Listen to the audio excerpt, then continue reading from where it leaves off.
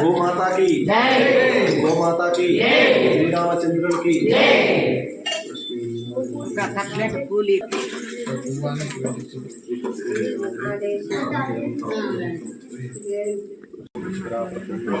जी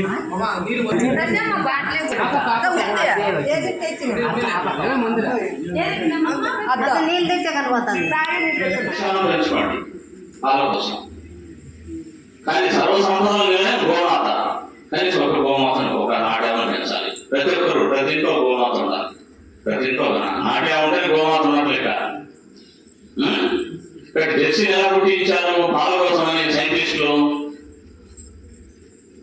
జంతువులలో ఎక్కువ పాలు ఇచ్చేటువంటి జంతువు ఏది? వాళ్ళే పాలు. మీరు ఇక్కడ అదే సీమావు కాకుండా తెలియదా? పిల్లలు దేనికి ఎక్కువ ఉంటాయి? అమ్మయ్య ఇక్కడ చెప్పింది కాబట్టి పిల్లలు దేనికి ఎక్కువ ఉంటాయి? పందికి ఎక్కువ ఉంటాయి కదా. ఇక్కడ అందుకే భగవంతుడు చూడండి సృష్టిలో పందికి పిల్లల్ని ఎక్కించాడు, ఆ పిల్లల దాకా ఆహారం కూడా ఇచ్చాడు భగవంతుడు. అందుకు సైంటిస్ట్ ఏం చేశారంటే మన ఆటావు ఆ తర్వాత పంది ఈ రెండింటి యొక్క మిశ్రమాన్ని కలిపి జెర్సీలను పుట్టించారు సైంటిస్టులు. అందుకే ముఖం చూస్తే ఆ ముఖంలా ఉంటుంది, పాలు మాత్రం పందిలాగా ఇస్తుంది జెర్సీ కదా. కానీ మనకు శ్రేష్టం ఏదంటే మన నాట్యాలు. అందుకే మనం హోమం చేయాలంటే నాట్యాలని అడుగుతారు కదా. పంచామృతం ఉంటే పంచామృతం కలిపేది నాట్యాలకు సంబంధించినటువంటి ఆ రకంగా. కాబట్టి అన్ని రకాలుగా శ్రేష్టమైనటువంటిది మన నాట్యాలు. తర్వాత మనకు భౌతికంగా కూడా ఆలోచన చేస్తే మనకు ఉపయోగపడేది జీవితాంతం మన నాట్యం ఉపయోగపడుతుంది. పాల ద్వారా, గోమయం ద్వారా, గోపంచకం ద్వారా.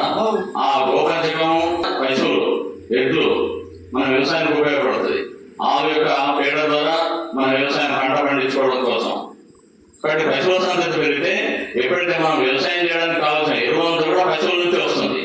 కాబట్టి ఇప్పుడు పశువుల నుంచి రావట్లేదు కాబట్టి మనం ఏం చేస్తున్నాం? సులభంగా జేబులు డబ్బు ఉంటే కదిలికి వెళ్ళి మూటలు ఎత్తుకొని వస్తున్నాం. గోరటలు లేదా కదిలికి వెళ్ళిపోయి అది తీసుకొచ్చి పోస్తా ఉన్నాం నేలలో పోస్తా ఉన్నాం. కాబట్టి దాని నుంచి ఏమవుతుంది? మంచి అంటే మన పంటను బాగా పండించేటువంటి అనేక రకాల పురుగులు భూమిలో ఉంటాయి. మన కంటికి కనిపించేవి, కంటికి కనిపించనివి. ఆ తర్వాత ఎర్రపాములు ఉంటాయి, ఇవన్నీ కూడా భూమిలో ఉంటాయి. కాబట్టి ఈ రకమైనటువంటి ఈ రసాయనిక ఎరువులు అంటే మన షాపుల నుంచి తీసుకొచ్చినటువంటి ఎరువు వేయడం వల్ల ఇవన్నీ కూడా చనిపోతున్నాయి. వాస్తవానికి వీటన్నిటి నుంచి మనకు లాభమే, అవన్నీ చనిపోతున్నాయి విషయం కారణంగా. అలాంటి విషాహారం మనం తీసుకోవడం వల్ల మనకు కూడా అనేక రకాల జబ్బులు వస్తున్నాయి, అనేక రకాల వ్యాధులు వస్తున్నాయి. కాబట్టి మనం ఈ మందుల కోసం పెట్టాలి ఖర్చు డబ్బులు. ఆ తర్వాత మనకు డబ్బులు వచ్చాయని మన హాస్పిటల్కి వెళ్ళి మళ్ళీ అక్కడ కూడా డబ్బులు ఖర్చు పెట్టాలి, అక్కడ ఖర్చు పెట్టాలి, ఇక్కడ ఖర్చు, మొత్తం ఖర్చు రైతుకి. కాబట్టి రైతు ఎందుకు ఆత్మహత్యలు చేసుకుంటాడు? కారణం ఇది. పొలాలు పెట్టడానికి మందులు కావాలి కాబట్టి దానికి ఖర్చు పెట్టాలి, డబ్బులు ఖర్చు పెట్టాలి. తనకు అనేక రకాల డబ్బులు వస్తున్నాయి, దానికి ఖర్చు పెట్టాలి. కాబట్టి అనేక రకాల ఖర్చులు రైతు. కానీ పూర్వకాలంలో ఎలా చేసేవాళ్ళు వ్యవసాయం? మన పెద్దలంతా కూడా పశువుల ఎరువులతోనే వ్యవసాయం చేసేవాడు, రసాయనిక ఎరువులు వేసేవాడు కాదు. కాబట్టి పశువుల ఎరువు వేస్తే మన ఖర్చు ఏమి ఉండదు. మీ పశువులు ఉన్నాయంటే పూర్వకాలంలో రాజ్యాలు కూడా ధనవంతమైనటువంటి రాజ్యం ఏదంటే ఏ రాజ్యంలో అయితే ఏ రాజుకైతే ఎక్కువ ఆవులు ఉంటాయో ఆ రాజ్యమే ధనవంతమైనటువంటి రాజ్యంగా ఉండేది. మనకు మహాభారత యుద్ధంలో కూడా మనకు తెలుసు, ఆవులు మలికినవాడే అర్జునుడు అనే సామెత ఉంటుంది. కాబట్టి అజ్ఞాతవాసం అయిపోయిన తర్వాత కరెక్ట్ అదే సమయానికి కౌరవులు పాండవులకు సంబంధించిన ఆవులన్నింటినీ తీసుకెళ్లిపోతూ ఉంటారు. అప్పుడు అర్జునుడు అజ్ఞాతవాసం అయిపోయింది కాబట్టి అర్జునుడు అస్త్రశస్త్రాలు ధరించి వచ్చేసి మొత్తం వాళ్ళతో యుద్ధం చేసి ఆవులన్నింటినీ మళ్ళీ తీసుకెళ్లిపోతాడు. కాబట్టి దీని గురించి చెప్పాలంటే అనేక మంది ఇంకా. కాబట్టి ఇలాంటి పరమ పవిత్రమైనటువంటి శక్తివంతమైనటువంటి 30 దేవతలు ఉన్నటువంటి గోమాతను మనం పెంచాలి. తెలిసి తెలియక ఇన్ని రోజులు మనం వదిలిపెట్టేసాము.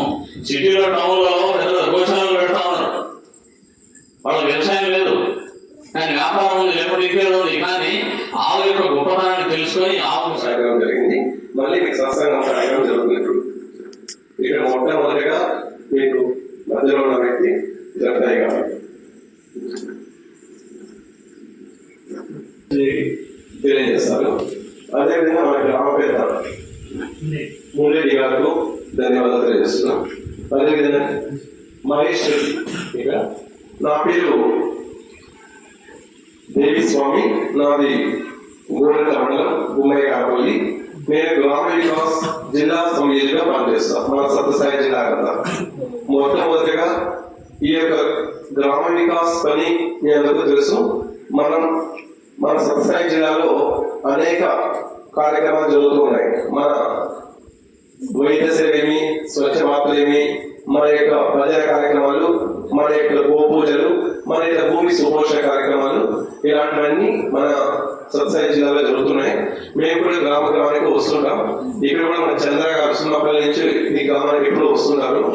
ఈరోజు ప్రత్యేకంగా మన రాష్ట్రం నుంచి మన పెద్దలు ఇక్కడికి వచ్చారు. వాళ్ళ సందర్భంలో అమూల్యమైన మాటలు, మంచి మన నిత్య జీవితానికి ఉపయోగపడే మాటలు తెలియజేస్తారు. అంతవరకు ఎవరు ఇక్కడ కూడా మాట్లాడుకోకుండా